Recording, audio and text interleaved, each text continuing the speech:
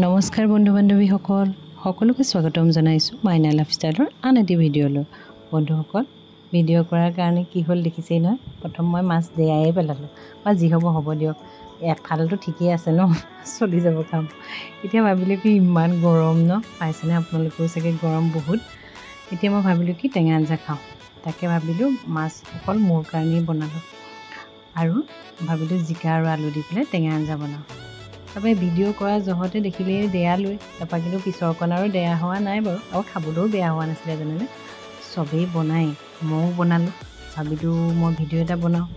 বাকী সকলো ভালেই আছে নহয়। মই কথা কৈ থাকোঁতে মোৰ বনোৱাও হৈ গ'লগৈ।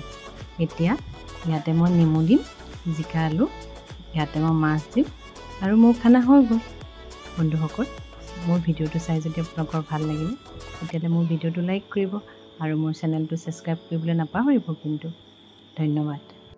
আৰু এটা কথা বন্ধুসকল, পাৰিলে খুব নেমু চৰবত খাওক, গৰম বহুত পৰিছে, আজিতো তামামেই গৰম পৰিছে। নেমু চৰবত খাই থাকিলে স্বাস্থ্যও ভালে থাকিব আৰু গৰমো কম লাগিব।